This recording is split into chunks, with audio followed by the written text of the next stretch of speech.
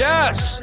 Welcome into the latest edition of the Weston DeWitt Show with Eliav Gabay here on Blaze Radio and streaming live on BlazeRadioOnline.com. Thank you for starting your Monday off on a high note here with us. Harley, you're out. Social Media King is in the house today.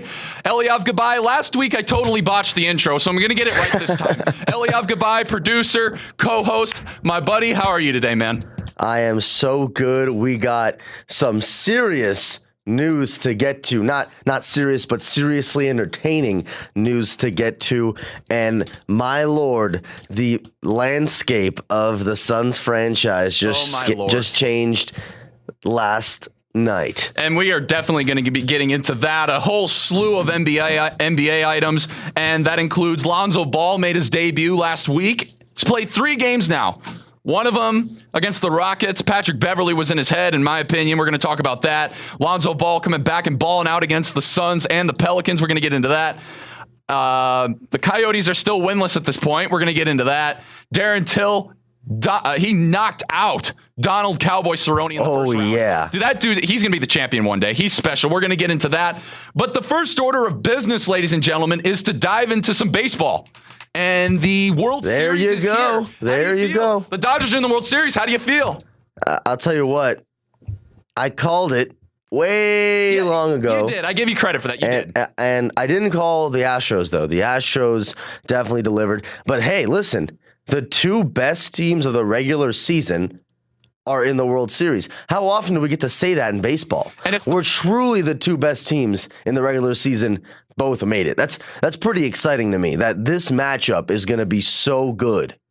And this is the matchup that I think people expected at one point, and this is the matchup that people deserve. Yes. Because these 2 teams have been debated as the best 2 all year long, and now that we actually get to see it go down, 7 games, this is it. For all the marbles, that's a lot of fun. And this is the last time the World Series featured 2 100-win teams. Check this out, guys. 1970 was the last time. There you go. You see that? And that was the Orioles and the Reds. But let's, before we preview the series, let's recap the championship series. So the number 1 seed Cleveland Indians, they lost to the New York Yankees, who have been surprising everybody. The baby Bronx Bombers. That's right. The baby Bombers, baby. And the Astros, they took care of the Red Sox. And then in the NLDS, the Dodgers took care of the reigning World Series champion Chicago Cubs. And in the ALCS, the Yankees. You mean the NLCS? Excuse me, yes. Right. The NLCS. Right. The ALCS, the Yankees coming back and taking care of business against. Oh, wow. I apologize, ladies and gentlemen. My apologies. The Astros beating up on the Yankees.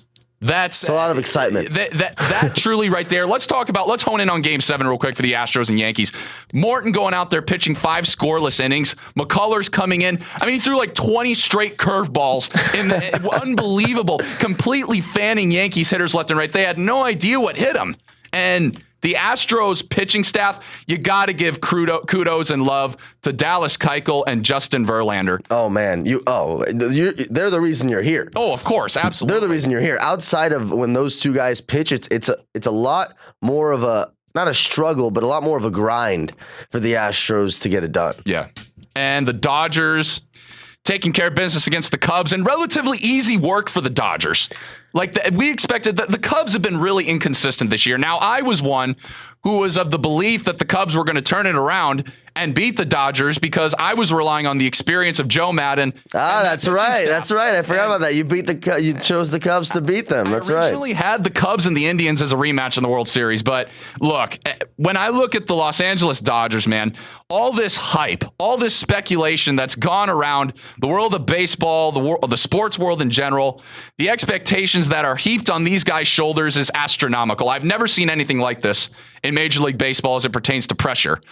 But when I look at the Dodgers, I got to look at Clayton Kershaw. I got to look at Rich Hill. I got to look at Yu Darvish, Alex Wood, that bullpen, the rock that is Kenley Jansen. You can give the ball to. His cutter is like it's one spot, then it disappears to the left completely. If there was ever a reliever that could get the Cy Young, I mean, it'd have to be that's Kenley very true. this year. I mean, he was just ridiculous this year. Where obviously he's not going to get it because just relievers don't do that. They're only there for such a short time. You can't give it to him. But yeah, like you said, he is the rock. He is the rock to this bullpen that has just been, in my opinion, the top two reason that the Dodgers have gotten here, and the biggest difference between this Dodger team and any past Dodger team that has struggled in this time of year. Because this bullpen is so deep and so devastating. Like it used to be where for the Dodgers, you pass Greinke or you pass Kershaw, you finish those 7-8 innings max, or 6 to 8 innings, I guess, and then you can go to work. Yeah. When the Dodgers used to have 6-run leads going into the 8th, 9th, 7th, 8th, 9th, I'd be like, well, it's still very much possible that they lose this game. Yeah. This year, not a chance. I mean, of course there's a chance, but wow, the bullpen definitely gives you a big cushion. Even if you're up by 2-3 runs, you feel way more confident if you're the Dodgers. Speaking of the bullpen, we got to give some love to Kenta Maeda. He was in the starting rotation throughout the year, transitioning to the bullpen during the playoffs. He's played 5 games. He has 2 wins and an ERA of 0, ladies and gentlemen. And that with Singrani, Fields, Stripling, Morrow has been the first guy out the pen and has just done his job. Maeda, like you said, you got to give him credit just because that's stepping up to the occasion. Yes. That's being the Andre Iguodala to a championship team. Yes. Doing what you need to do for your club in order for them to be successful. Mm-hmm. And Brandon Morrow, we mentioned the 0 ERA for Kenta Maeda. Brandon Morrow's ERA, 1.808. And real quick before we move on to previewing the World Series, a lot of speculation has been, can Clayton Kershaw pitch in the postseason? I would beg to differ, ladies and gentlemen, because he has 3 starts this postseason, 2 wins, and an ERA of 3.63.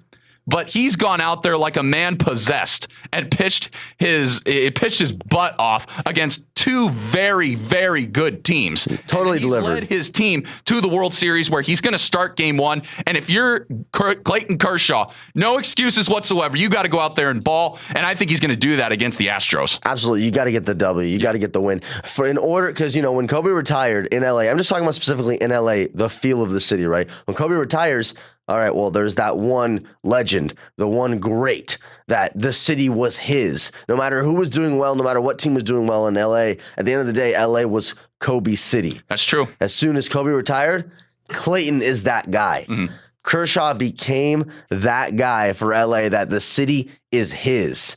Now, what did Kobe do in order to earn it?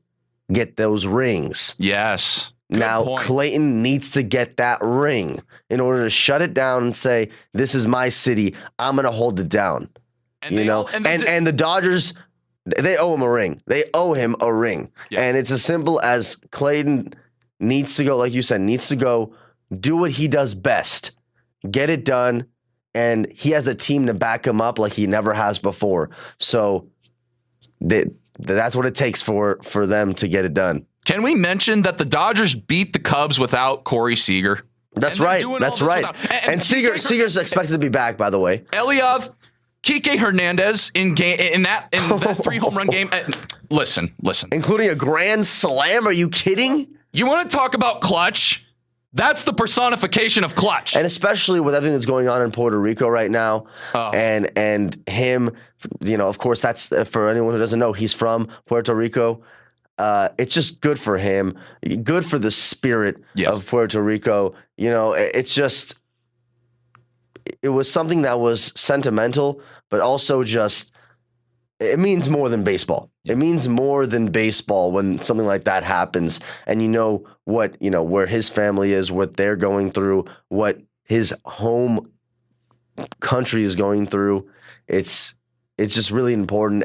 But above anything, if we're just talking about strictly baseball, wow, what a stud. He's been just coming in whenever they needed him throughout the entire postseason, and he's doing his job. And of course, right there, there's no other game that you need to show up for more than right there. And then, of course, the NLCS MVPs, it's split between Justin Turner, excuse me, Justin Turner, and of course, the Dodgers are just so ready for that. Yeah. I mean, it's going to be definitely exciting for the World Series, no doubt. Speaking of the World Series, the Houston Astros going up against the Los Angeles Dodgers. Game 1 is tomorrow. The game can be seen on Fox. So let's preview the series. The Dodgers, 104 wins in the regular season. The Astros, 101.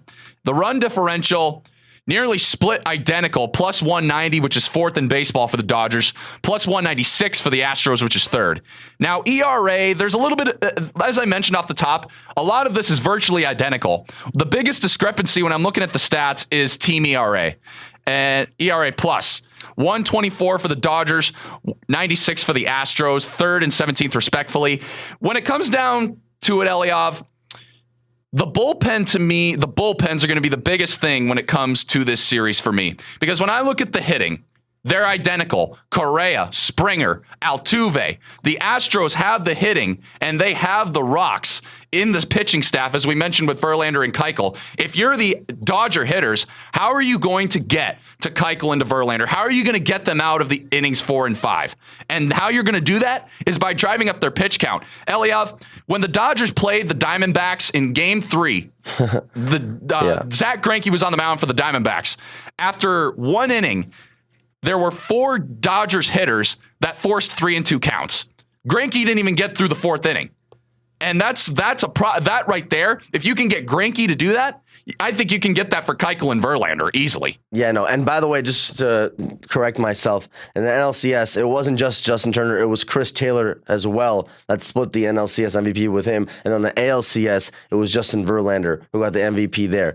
Just to clear up some facts. Now, to go with what you're saying, absolutely. I think that the Dodgers, what they do so well is making pitchers pitch so much. And that throws off the entire team when your starting pitcher is out there, like you're saying, is out there for so long. It's like, well, here we go.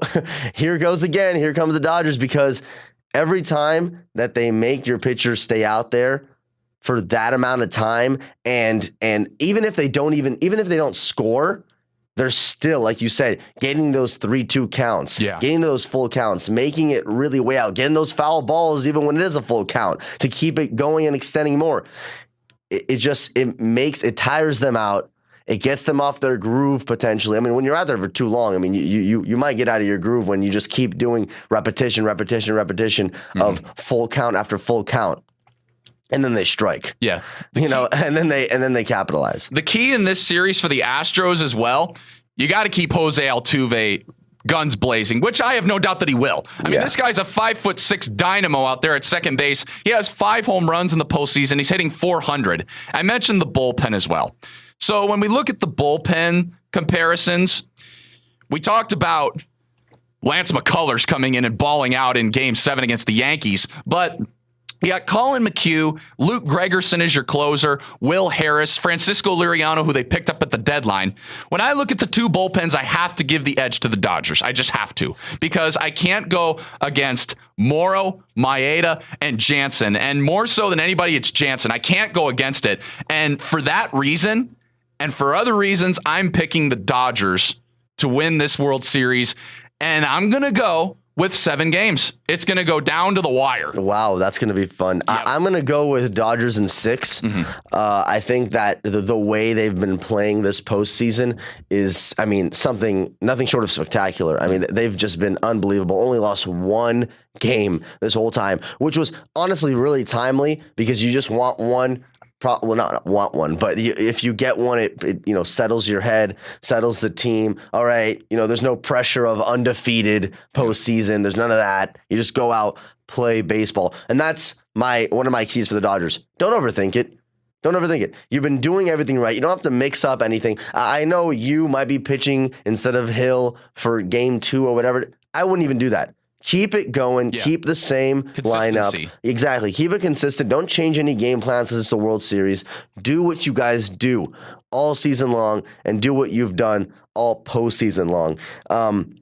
Because with as you just mentioned, with the Astros, after Keuchel and Verlander, really gets spotty. Yeah. It really gets spotty for them. If the Dodgers can just get those first two at home, I mean, they'll obviously feel comfortable, but especially because Verlander and Keuchel are out of your way, you feel extra comfortable. Now with the Astros, for them, the keys are going to be getting their groove early in all these games, making sure that you jump on the Dodgers. And then another thing is you got to steal one in LA. You got to steal one in LA. You really got, in order to feel confident enough to go back home and do your thing, you got to get it done in LA. But the thing with the Dodgers is they don't mind going down early.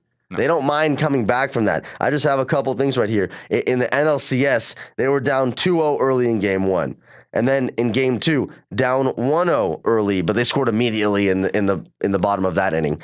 And then in game 3, before rattling off 6 runs unanswered, they were down 1-0 to start it off. I mean, they don't mind being down early, and they fight back. Yeah. But at the end of the day, you got to try and jump on them in order to get something going. And by the way, Judge is the real deal. The Yankees are the real deal, and they deserve all the credit in the world. That was a mighty successful season. They were the most surprising team of the year, no doubt. I'm sorry. Question. I just had to throw that in there because we didn't get a chance to. Hats off to the Yankees. And a lot of people don't want to hear that, but it is what it is. We have to give love where it's due. I mean, did we really sit here and think that the New York Yankees were going to be in this position? Did we really think that the Yankees were going to beat the Indians? Nope. Really? I don't think any. Let alone make it a 7-game series against the Astros. I mean, I expected them to beat the Twins in the wild card game, but after that, I mean, I gave the Yankees 1 game against the Indians. 1. I might have given them 2, but that was it. But anyway, we digress. My bad. Back to the World Series. Yeah. I definitely have the Dodgers. I have them in 6. I think this is the team that, I mean, if they don't win this year, when will they? Everything's going right. You got the 29 years after Kirk Gibson, Justin Turner, that was amazing. You know, you got just like everything seems to be their year. Mm-hmm. So I'm going to go the Dodgers. Yeah, I have to as well. If the Dodgers don't win this, I mean, it's not going to be as bad as like we all were saying if the Dodgers lost to the Diamondbacks. Oh my goodness. It would be a catastrophe. But if they lose here to the Astros, it'll be insanely disappointing. Don't get me wrong.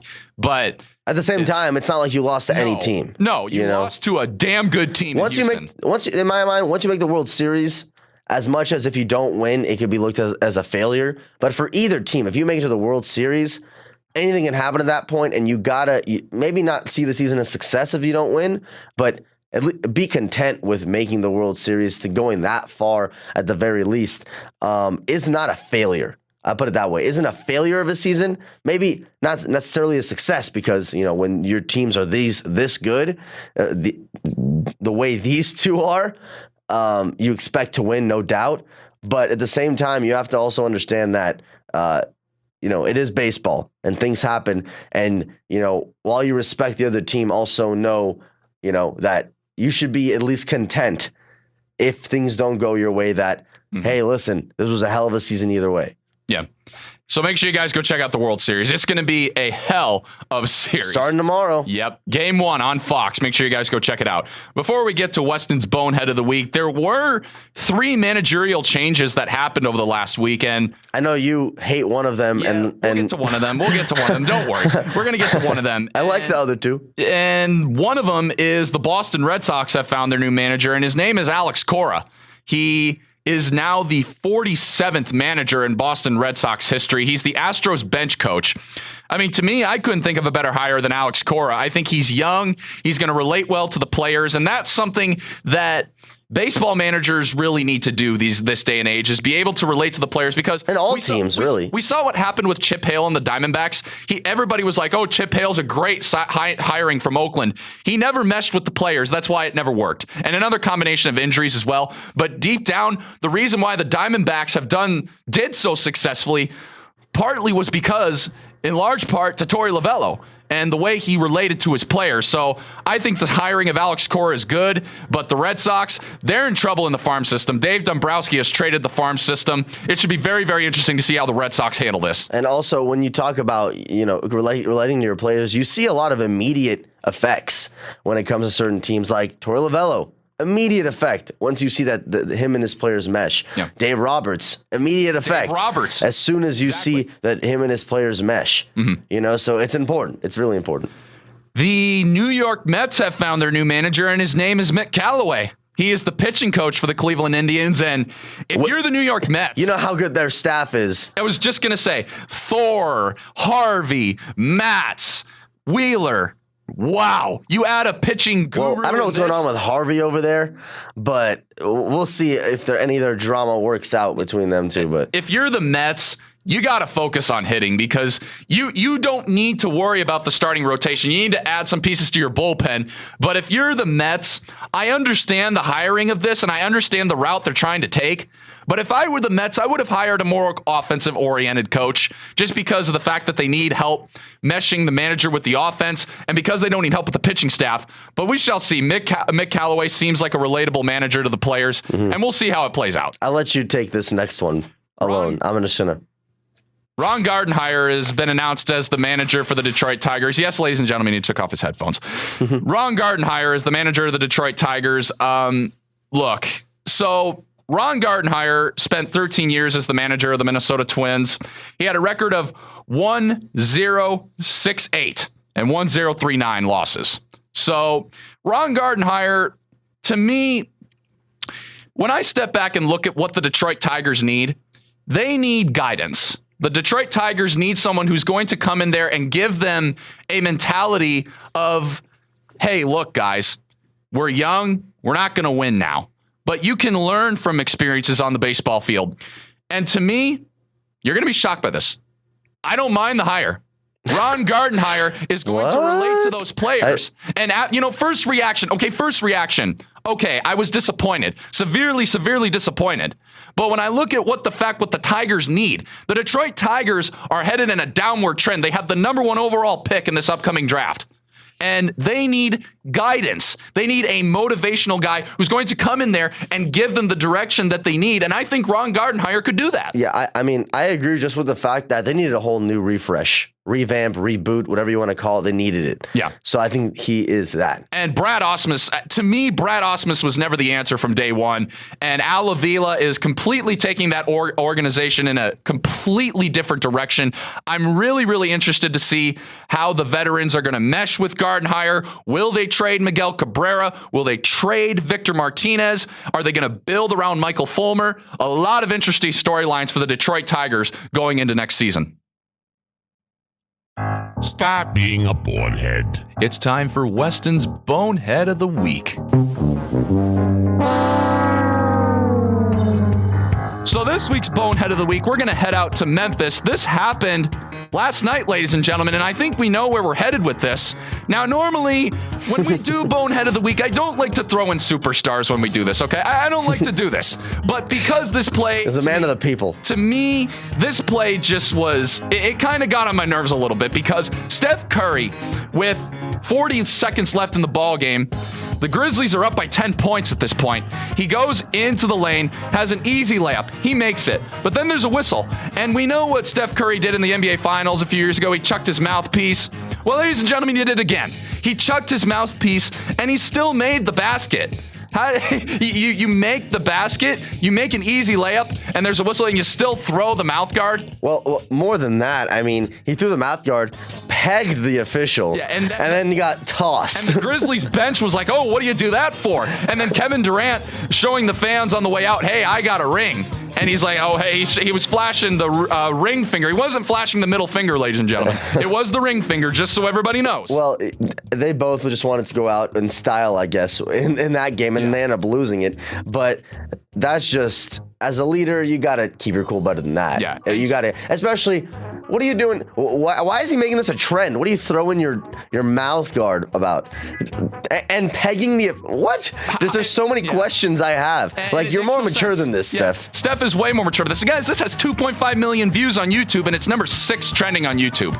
And You threw the mouth guard. You clocked the referee. I mean, you can't do that. You're way better than that, Steph. Stephen Curry is this week's bonehead of the week. The Weston DeWitt Show with Eliav Gabay here on Blaze Radio and streaming live on BlazeRadioOnline.com. Coming up next, former NFL defensive end and the co-host of The Blitz with Bertrand and Jarecki on 98.7 FM Arizona Sports Station. His name is Bertrand Berry. He's up next to talk about the Cardinals and Rams debacle in London. Stay tuned. You're listening to the Weston DeWitt Show with Eliav Gabay here on Blaze Radio and streaming live on BlazeRadioOnline.com. Don't go anywhere.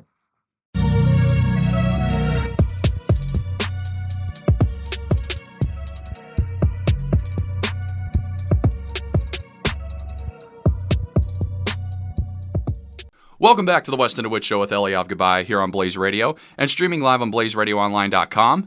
As promised, on the line with us right now, NFL vet, 12 years. 6 of those 12 years were with the Arizona Cardinals by coincidence. Now almost 3 years as the co-host of The Blitz with Bertrand and Jarecki on 98.7 FM Arizona Sports Station. I'm talking about the one, the only Bertrand Berry. He's on the line with us right now. How you doing today, big time? I mean, given the fact that the Cardinals just lost, how you doing other than that?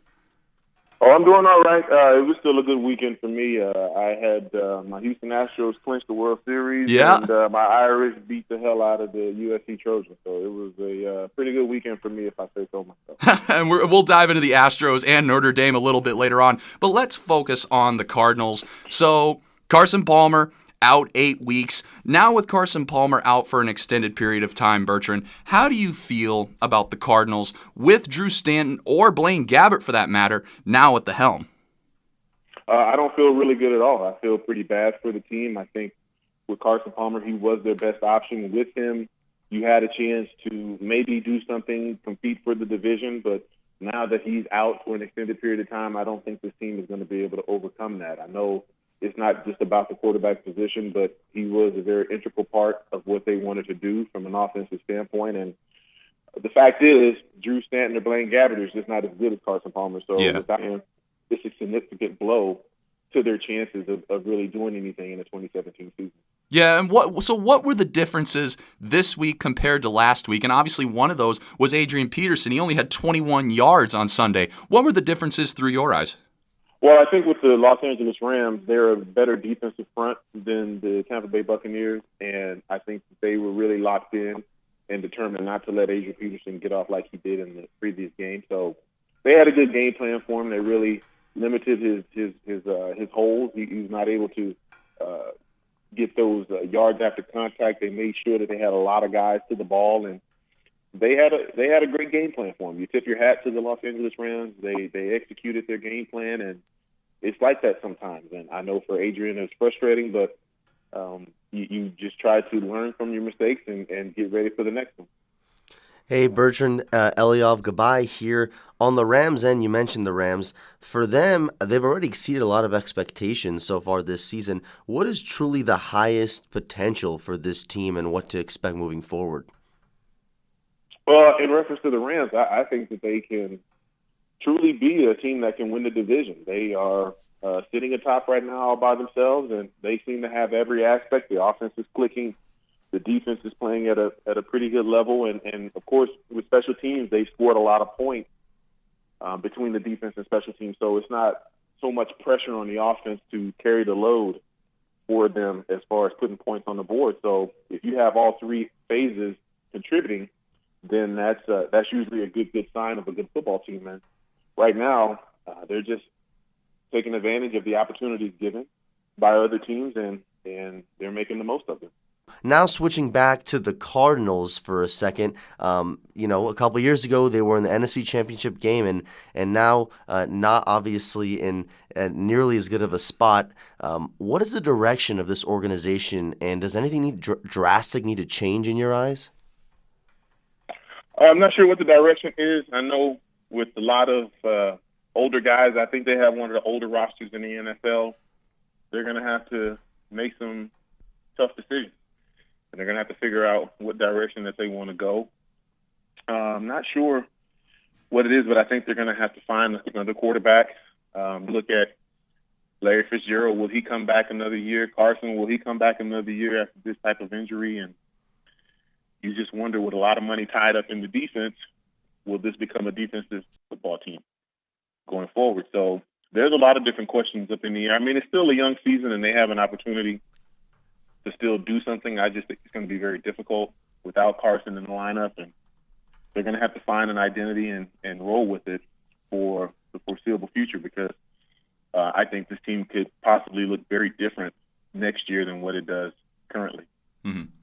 Now we're talking to Bertrand Berry right here on the Weston DeWitt Show with Eliav Gabay, Blaze Radio, 1330 AM. Bertrand, let's transition to the college and to your alma mater, Notre Dame. You mentioned it at the top of the interview. I mean, they straight out balled out in every facet yesterday. The AP released the top 10. They're in it. Why were they so successful against USC on Saturday?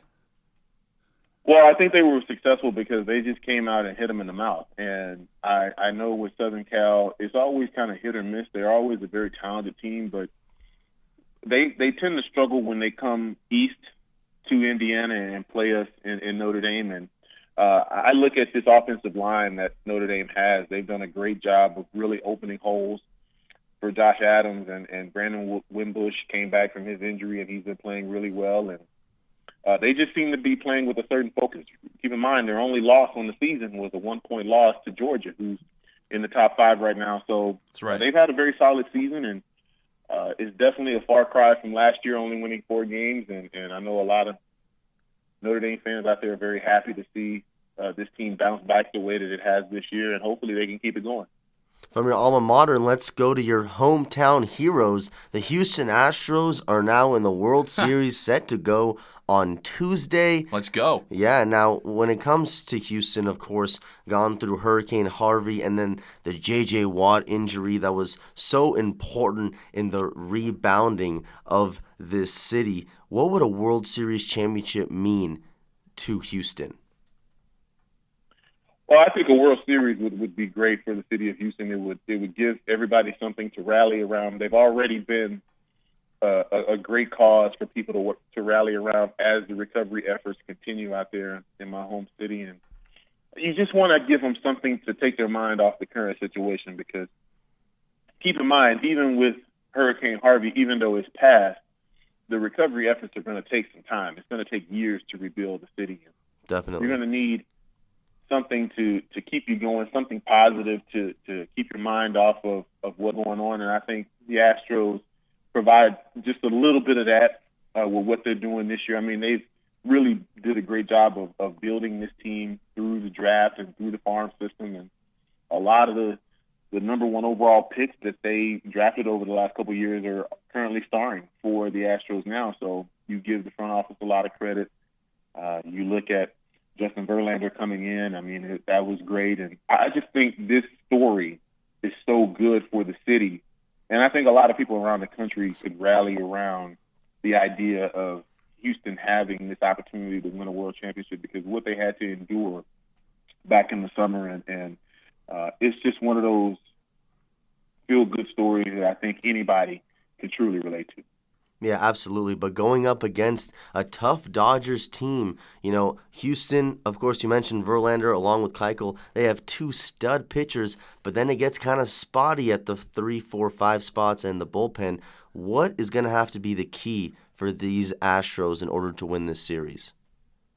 Well, I really believe if they just continue to hit the ball like they did during the season and the first part of the playoffs, and if they get anything from McCullers. I thought Lance McCullers did a great job coming in, and I look at Morton and what he was able to do yesterday. It was very, very impressive. I think I don't mind putting our lineup, our starting rotation, up against any of the Dodgers pitchers. I mean, they've been impressive this year, as well, and so I think it's going to come down to strength on strength. I think you look at the top 2 for the Los Angeles Dodgers. If they can impose their will on the Houston bats, then they're going to win. And if the Astros can impose their will on the Dodgers lineup, then they're going to be on top. I think it's a great matchup. Both teams won 100-plus games this year. I think they are very even in a lot of their matchups, and I'm looking forward to a great World Series. I anticipate this going either 6 or 7. Yeah, I agree. It's going to be a good one. Yeah, it's definitely going to go 6 or 7 in my opinion. Bertrand Berry, co-host of The Blitz with B-Train and Jarecki on 98.7 FM, Arizona Sports Station. You guys can catch that from 10 a.m. to 12 noon here, Mountain Standard Time in Phoenix. Bertrand, thank you so much for taking time out of your busy day to talk with us. We greatly appreciate it, and I'll talk to you down the line soon, okay? All right, guys. You guys have a great one. Thank you. Thank you. The one and only Bertrand Berry right here with Weston DeWitt and Eliav Gabay here on Blaze Radio and streaming live on blazeradioonline.com. Come on back with us. We're going to talk NFL and we'll take your calls. Stay tuned.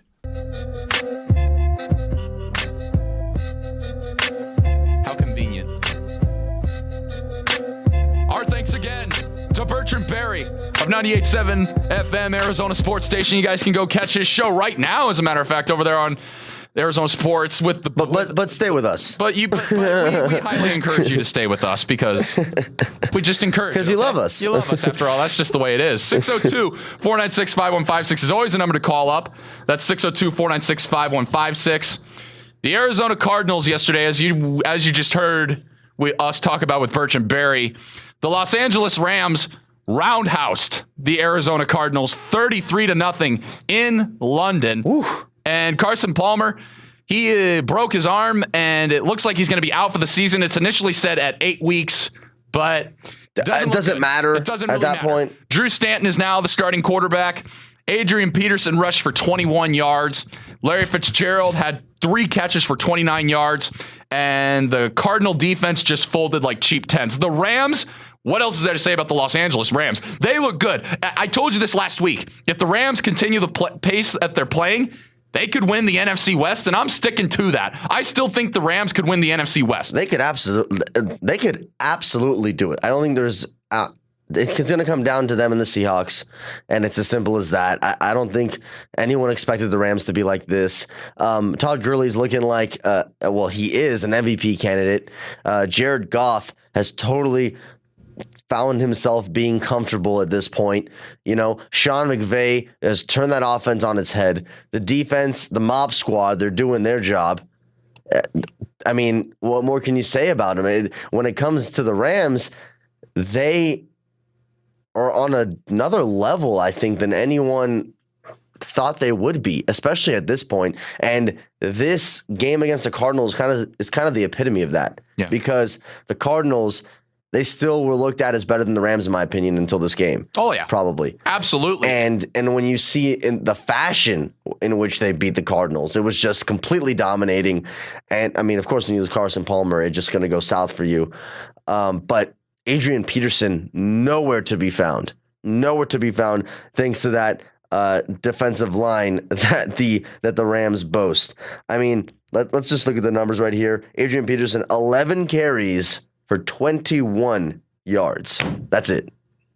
Makes no sense to me. Like, what makes no sense? That they just beat him up? That this Cardinals team, you got this. How can you play that porous after going into a game where you just smoked the Tampa Bay Buccaneers, and now you have all the momentum in the world and you go and you play like that?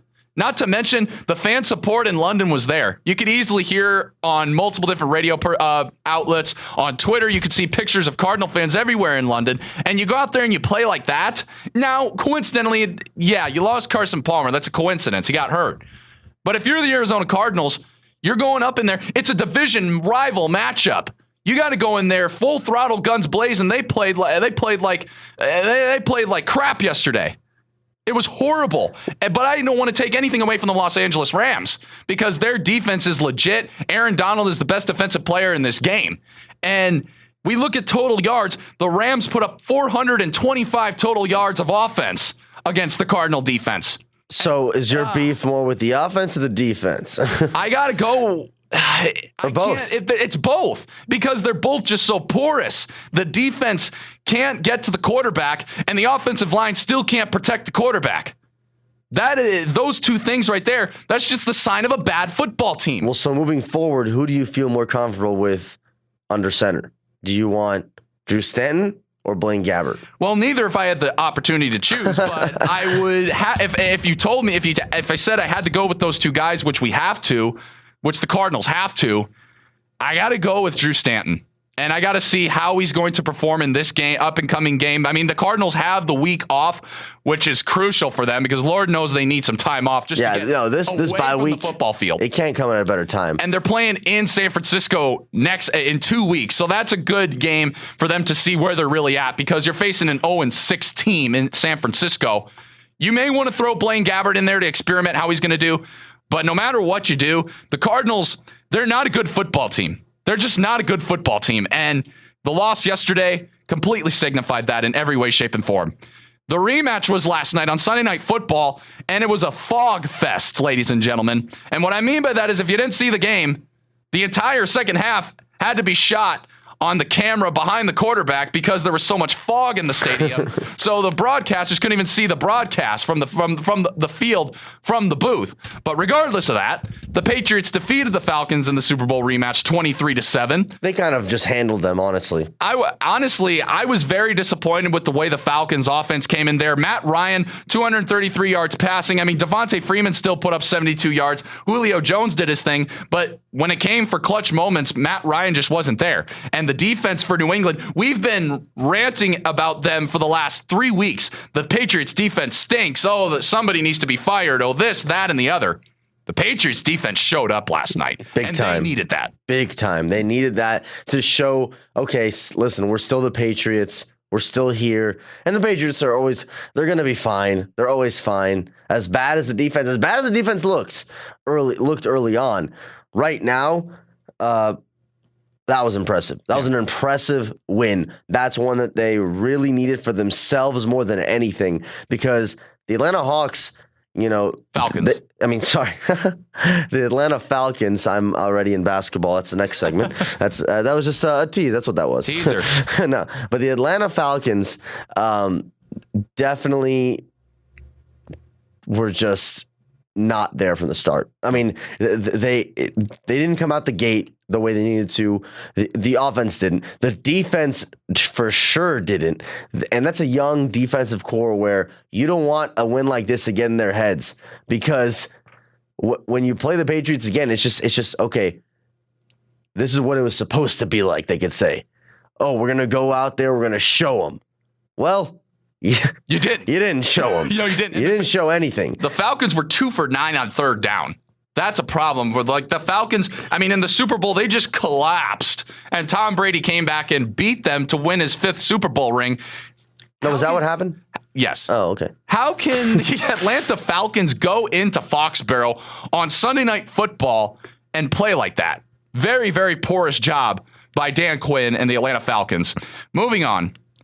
The Kansas City Chiefs lost again. So this ending was crazy. 31-30, Oakland won on Thursday Night Football. Derek Carr. He's back. Yeah, I was just going to say he's back. 417 yards. Woo! Wow, on that Kansas City defense, Alex Smith, a.k.a. what we always call him, the game manager, hadn't acted like one this year so far, but 342 yards for Smith with 3 touchdowns. Not a bad game. No, and Tyreek Hill, he balled out again. Kareem Hunt balled out again. In the end, both teams played this football game really well. It just came to that sorry bleep receiver, Michael Crabtree. Oh, Michael Crabtree. Either you love that guy or you hate him. And when you look at the offensive numbers here, both teams put up over 900 yards combined. 505 for the Raiders, 425 for the Kansas City Chiefs. A great offensive shootout. Even though Crabtree made the game-winning catch, I mean, Amari Cooper, have yourself a day. 210 yards. My Lord. I mean, Cooper, ball out. What is superstar? Straight up. This guy's a superstar. And superstar. I don't know about superstar. Yeah, so he's a superstar. I wouldn't say Amari Cooper is necessarily a superstar. Okay, I mean, but the thing is, when we look at Amari Cooper, he's the number 1 target out there for Oakland. If they don't have Amari Cooper, that receiving core, it's not going to fall away. Like, it's not going to lose. But you don't have Amari Cooper, the Oakland Raiders aren't going to do things like they normally do. And we saw with Derek Carr as well. So you might be right, but I don't know. Superstar seems a little bit too much at this point. Superstar to me is when you just captivate. And, honestly, I look at his numbers. He has over 1,000 yards receiving in both of his seasons so far. Yeah, he's only at 356 so far. He's got a long way to go. He's got 9 more games to play. But I love he'll Amari probably Cooper, get there. man. He'll probably get there. We both are fascinated with Amari Cooper, but yeah, I just think that he. Yeah, I like him. I definitely like him. He definitely, the impact that he has on that offense is second to none. Let's transition to the AFC South, or the debacle division, we can call it. And Debacle is your word of the day today. I have used that like 3 times. I just caught myself. Wow. The Tennessee Titans, the Jacksonville Jaguars, and the Houston Texans. Oh, man. And the Indianapolis Colts as well, but they're not going to do anything. They're 2-5. They stink. Sorry to Colts fans out there, but that's just the truth. The Tennessee Titans and the Jaguars. It's between those two teams. Now, at the start of the year, you had Houston, I had Tennessee. The Jacksonville Jaguars yesterday, they put on a monstrous defensive display. I mean, The defense is. I mean, they shut out the Colts 24/7. Granted, it was the Colts. Yeah, but the defense is the reason that they are where they are. Yeah, Blake Bortles certainly isn't the reason. No, the defense definitely it. And that's why now that we're reflecting on who we think is going to actually end up making out of this whole crapshoot, if you will. That's a better word than debacle. I'm going to go with the Titans. I think they're just more of a whole team overall above anyone else. I still would have picked the Texans if it wasn't for J.J. Watt going down and their injuries in general. I probably would have went with the Texans, but yeah, as long as Mariota can be healthy, which we've seen to be an issue so far.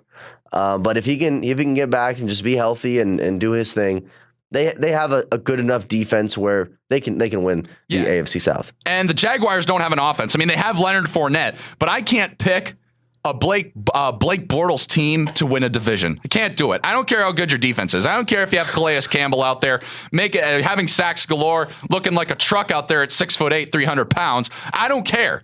You don't pick a team that has Blake Bortles as your quarterback to win the division. You just don't.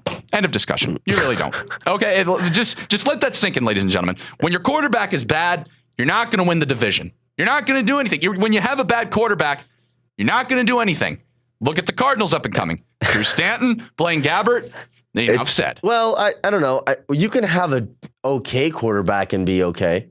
You can have a decent quarterback and be fine. Look at the Denver Broncos with Peyton Manning. Yeah, and I'm referring more to just those bad quarterbacks. Just bad. No. If the man that you're trusting to lead the offense is not much of a leader and not much of a player altogether, I mean, and people are literally asking for his replacement over and over and over again, you're not going to feel too confident. No, Arizona State, they are balling, ladies and gentlemen, and that's to be kind.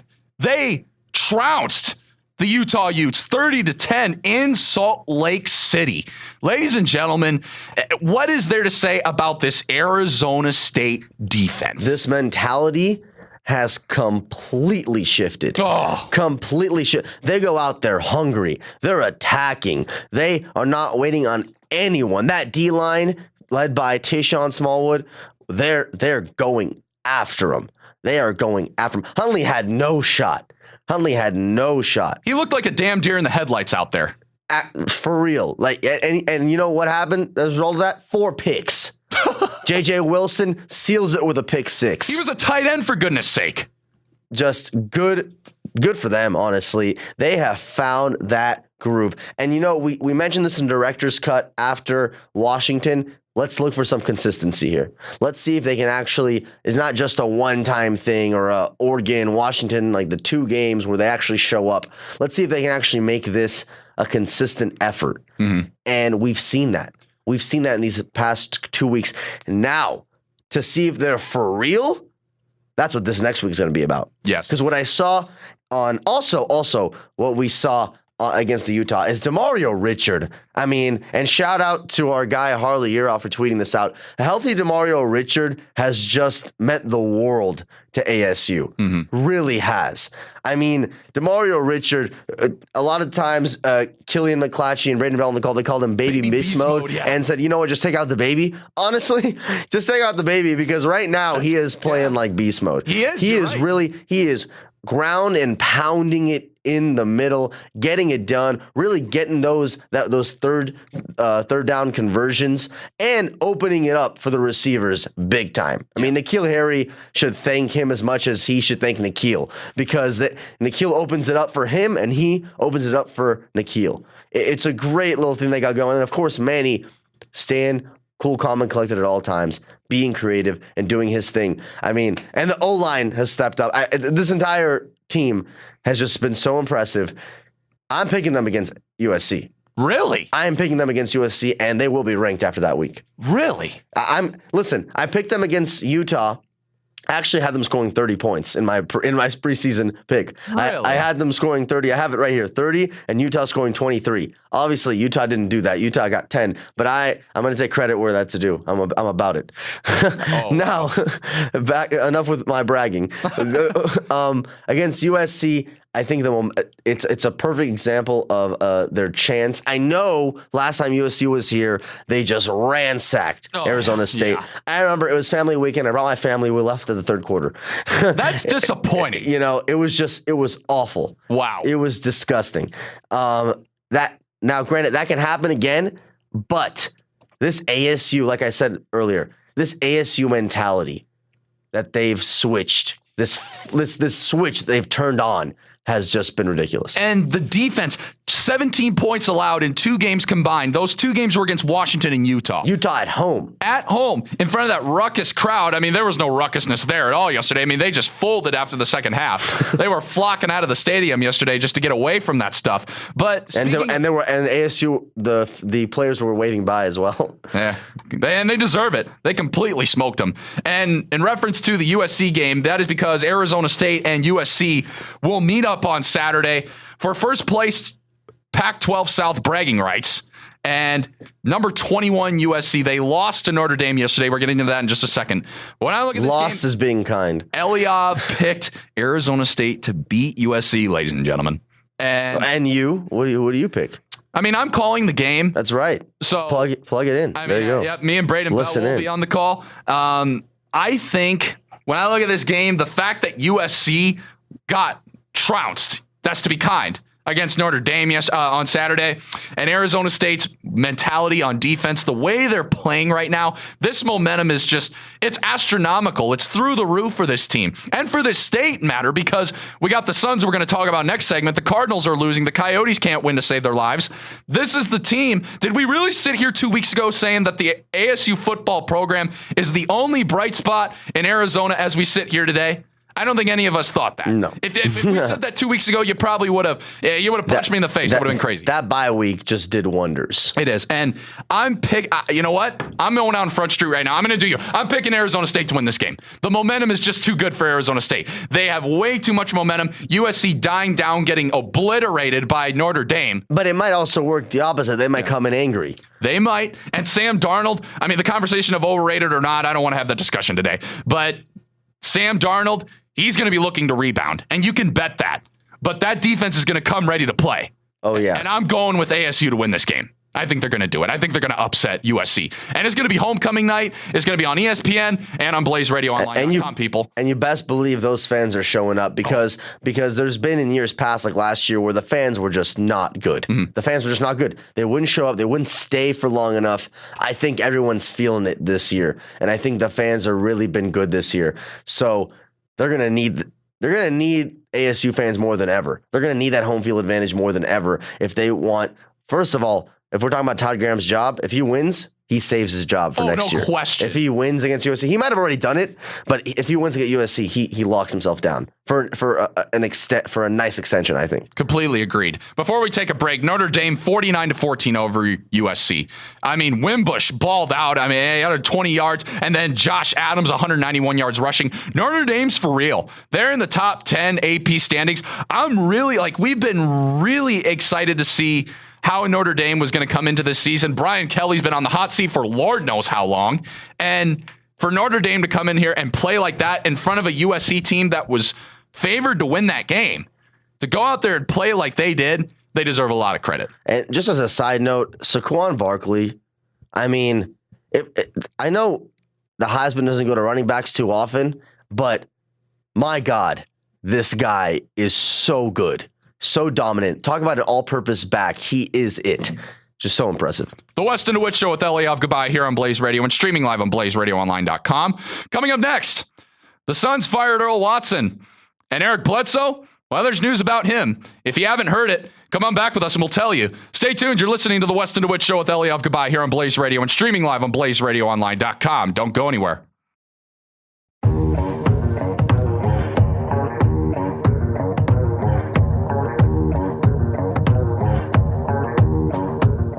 No church in the wild here on the Weston DeWitt Show with Eliav Gabay here on Blaze Radio and streaming live on blazeradioonline.com. Thank you so much for spending your Monday here with us and kicking it off on a high note. Ladies and gentlemen, there's breaking news. The Suns yesterday fired Earl Watson. And the breaking news that came down approximately 30 minutes ago, Eric Bledsoe has been sent home and he's not playing tonight. Nope. They had a bad team meeting. Which more than likely indicates that he's going to be traded. And let's talk, first of all, about Earl Watson being fired. So Jay Triano has been named the interim coach for the Suns. When we look at Earl Watson, we had him on this show.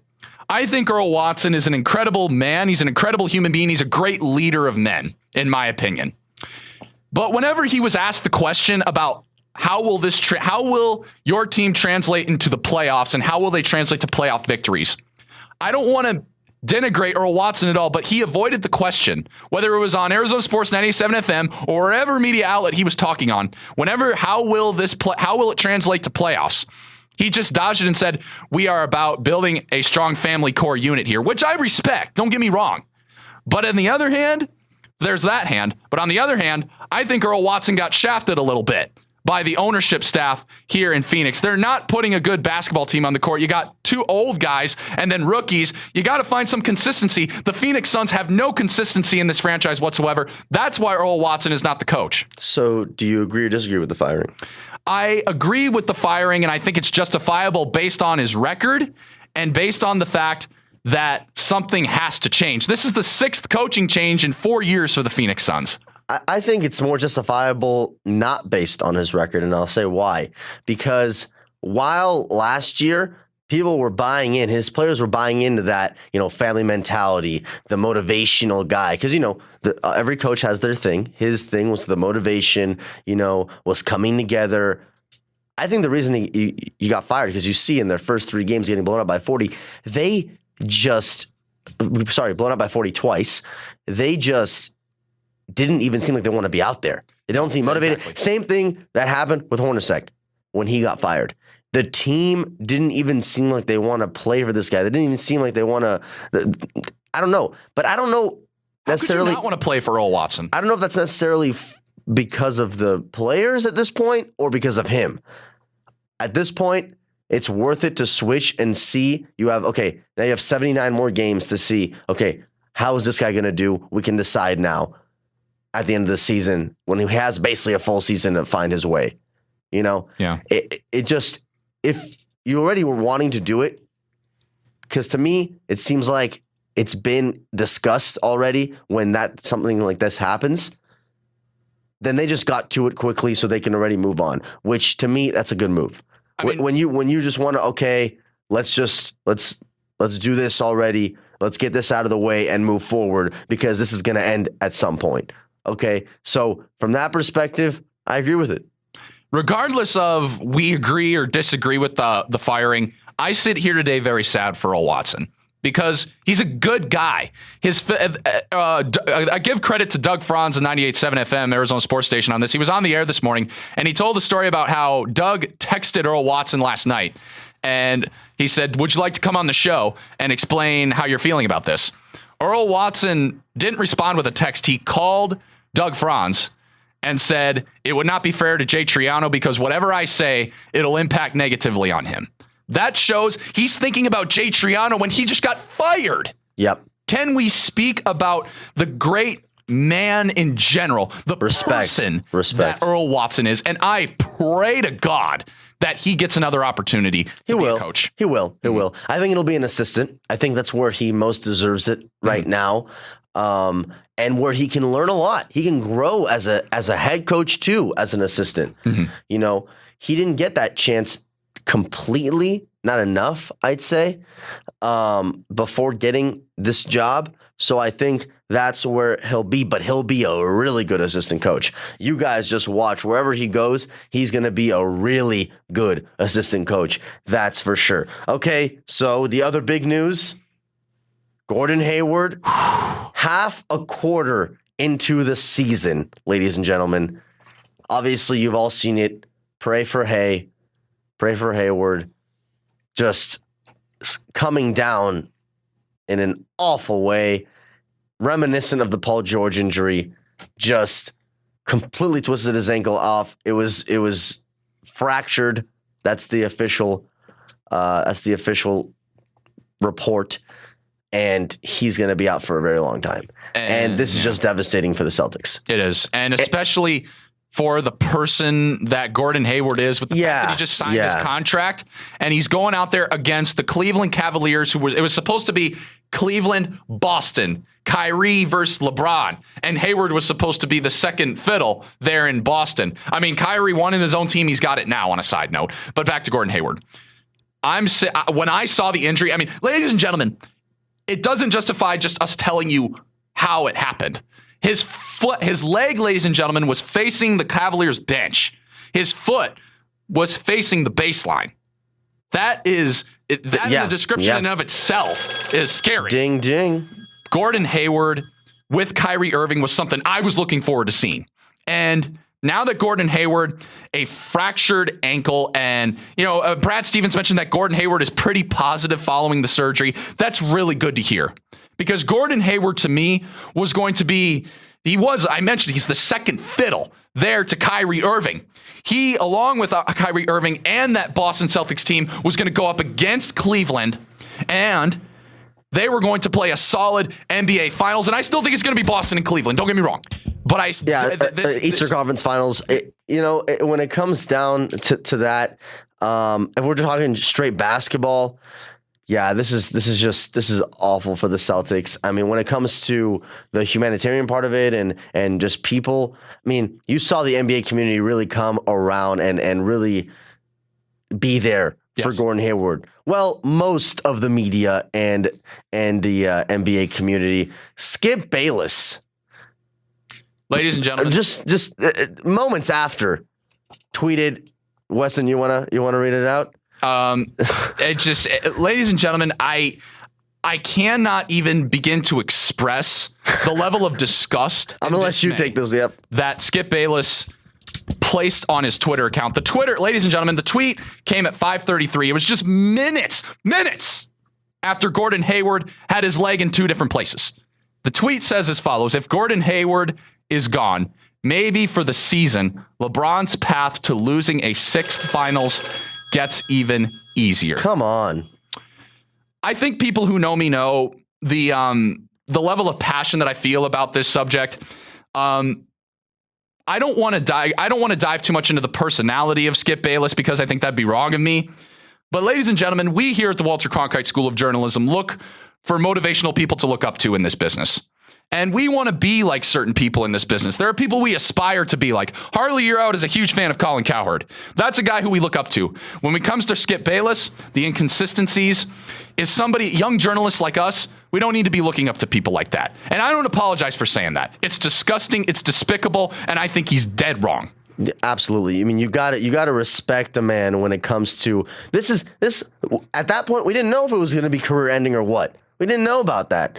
You have to remember this person's a human still. For you to take that and put it into your own agenda for what you know and you preach is just so wrong. All right, we got a caller on right now. Ryan from Phoenix is on. Ryan from Phoenix, you're on Blaze Radio with Weston DeWitt and Eliav Gabay. What's up, Ryan? What's up, man? What's going on? Good. How you doing? What's on your mind today? I'm doing great. I want to talk 217. 217's coming up, UFC 217. That's right. Clarify. What are your thoughts, man? Who do you got? Man, from early projections, I haven't had a lot of time to sit down and look at the previews and the matches, but when I look at Joanna Young-Jacek and Rose Namajunas, man, Joanna's the truth. I can't go against Joanna Young-Jacek. She's proven time and time again when she's defending that belt, she goes up there and she does her thing. So I got Young-Jacek winning that fight. On the when we look at Dillashaw and Garbrandt, this is the most interesting fight on the card to me, and it's the most exciting fight in my opinion. From first glance, I need to look more extensively into this, but I'm going to go with Garbrandt to defend the belt. I think that he this rivalry that he's formed with TJ Dillashaw, has become to be one of the best rivalries in the UFC. I love it. I'm fascinated by it. And both guys' grappling games and striking games virtually even across the board, in my opinion. Bisping, St. Pierre, I've never liked the matchup to begin with, Ryan, but if you're asking me who I think will win, I got to go with Michael Bisping. And it's not just because George St. Pierre, no disrespect. He's a pioneer in the UFC. But when we're talking about Michael Bisping in a middleweight matchup, George St. Pierre is a natural welterweight. And Michael Bisping being a middleweight, I can't see Bisping losing this fight. I can't. What do you think, Ryan? Yeah, you know what? Some great fights. I agree with you, Joanna Young-Jacek. Probably gonna take that fight. You know, she's probably the best fighter in the UFC in terms of women. In my opinion, I think that Cody Garbrandt is really gonna take it to TJ Dillashaw. These two guys hate each other. They hate each other. So I'm really looking forward to a intense fight, nonstop action. And with the GSP Bisping fight, you know, people talking about how GSP's got ring rust, you know, this and that. But guess who else had ring rust? Floyd Mayweather. He hadn't fought in 2 years, and you saw what he did to Conor McGregor. GSP's going to come into the octagon. It's going to be a great fight. I'm going to go slight edge to George St. Pierre, but I wouldn't be surprised at all if Michael Bisping pulled it off. Ryan, great insight on the UFC. Thanks for calling in, buddy. We'll talk to you again soon, okay? Yeah, absolutely. Thanks, guys. Thanks, Ryan. We were talking about the Skip Bayless tweet. I mean, I have nothing else to say about it, and I think Skip Bayless should be ashamed of himself, and I don't apologize for that. No doubt. Lonzo Ball, the debut of Lonzo Ball happened on Thursday against the Los Angeles Clippers, and played 29 minutes, just 3 points, ladies and gentlemen.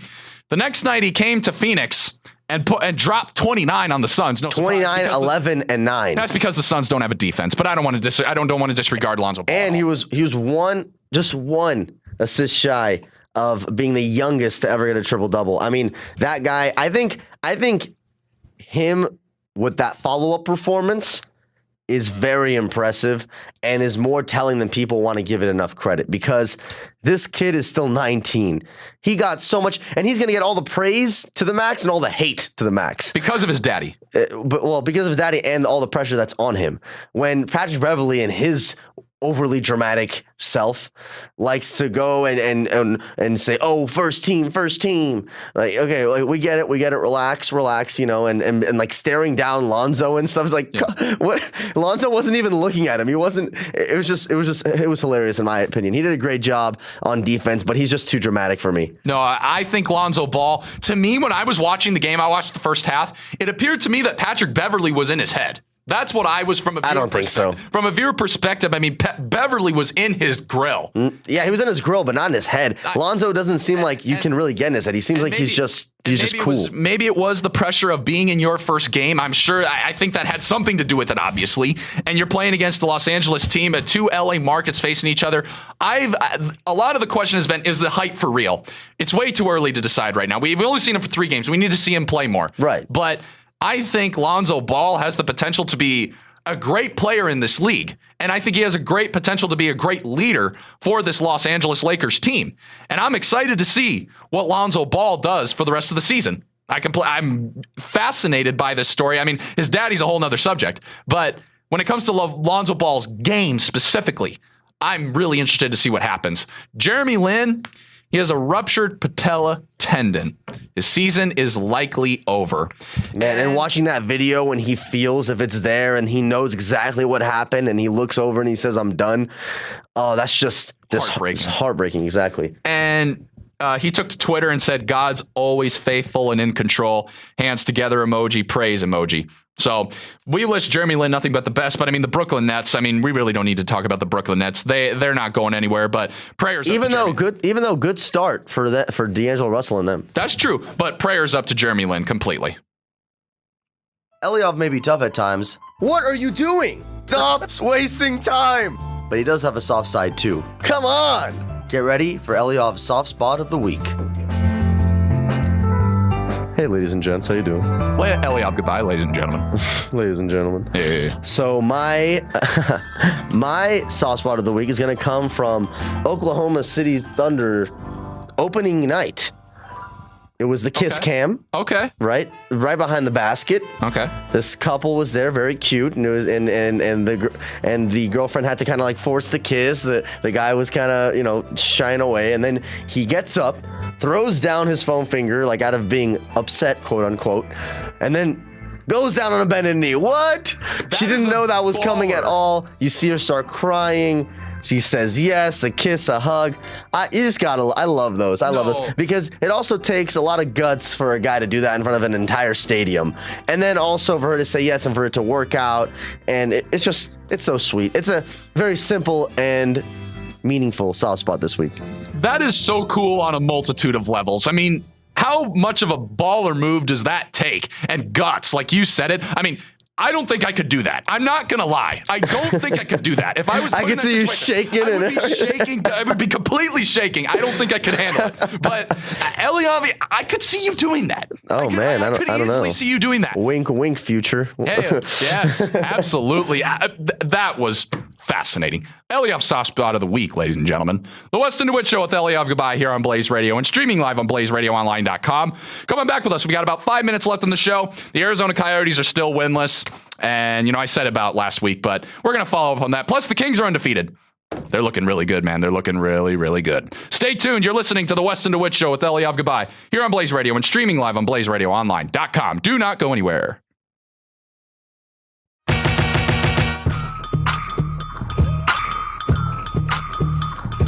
Hey. Kick it. Boom. Timberland. Justin Timberlake on the Weston DeWitt Show, ladies. Oh, Justin Timberlake, officially Super Bowl halftime show. I love that. That's my boy right there. Oh, yeah. Let's just hope something like last time he did doesn't happen again. Is Janet Jackson going to be on it with him? I don't know. Can we bring that back? Oh, my God. The Weston DeWitt Show with Eliav Gabay here on Blaze Radio and streaming live on BlazeRadioOnline.com. Thank you so much for starting your Monday off on a high note here with us. We greatly appreciate you tuning in. Let's transition to the ice. So last week, you heard yours truly go off about the Arizona Coyotes. It didn't wake them up. Unapologetically. The Arizona Coyotes still have not won a game, ladies and gentlemen. They dropped on Tuesday. They lost to Dallas 3-1. They lost Thursday to Dallas 5-4. And then they lost to Chicago on Saturday night 4-2. And the overwhelmingly amount of Blackhawks fans in that arena was just too much to watch. So I turned the television off. But I really have nothing else to say other than they're about to go on this long East Coast road trip starting in New York tomorrow against the Islanders, the Rangers, the Devils, the Flyers, and the Red Wings. If they're going to win any of those games, it's against the Rangers because the Rangers have had such a disappointing start. But you've heard me rant and rave and bloviate over and over about Henrik Lundqvist on this show. It's hard to beat Henrik Lundqvist. I don't care if they're 1-5. But the Coyotes, they're just not scoring. They're not doing the little things right to win hockey games. They're just not doing it. That's why they're winless. And not to mention they've used 3 different goalies. When you use 3 different goalies 8 games into a season, it makes for danger. It really does. And on the flip side, the LA Kings, I mean, they've started the season in a way that no one thought they would because of the really crazy offseason that they've had. Yeah. But listen, the defense has been stepping up completely. They're winning these games because of their defense. They've just been everywhere. They've been aggressive, and good defense turns into good offense. Credit to John Stevens, and also credit to Dustin Brown for coming back. He's tied for first with Anze Kopitar in plus minus. The Kings, look out for the Kings, ladies and gentlemen. I didn't think we'd be saying that, but the Kings looking really good. Donald Cowboy Cerrone, ladies and gentlemen, a fan favorite in the UFC. He went over to Poland over the weekend and got TKO'd by this young English lion. His name, ladies and gentlemen, I want everybody to stop what they're doing and listen to this name. His name is Darren Till. He is a lion, ladies and gentlemen, a welterweight lion. And I am really, really surely convinced that Darren Till is going to be the champion at the welterweight one day. Now, he has to beat your boy Tyron Woodley, Eliav. He's going to have to do it.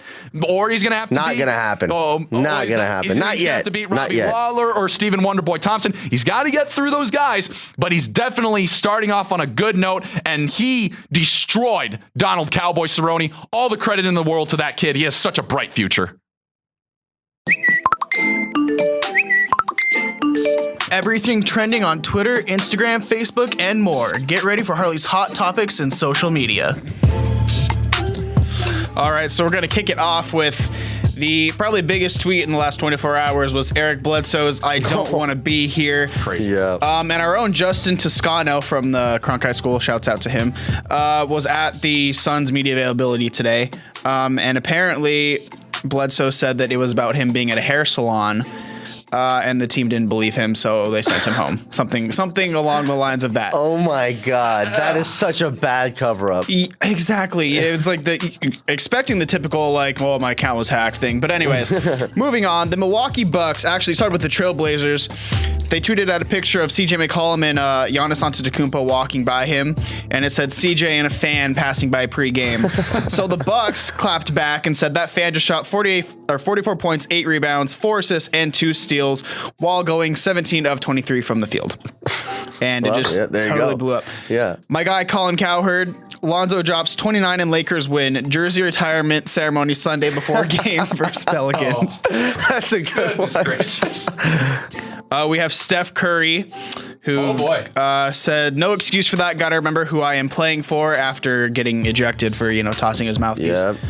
Yeah. Juju Smith-Schuster, best NFL celebration of the entire season. If you missed it, he was playing hide and seek with Le'Veon Bell. Highly recommend going to look it up.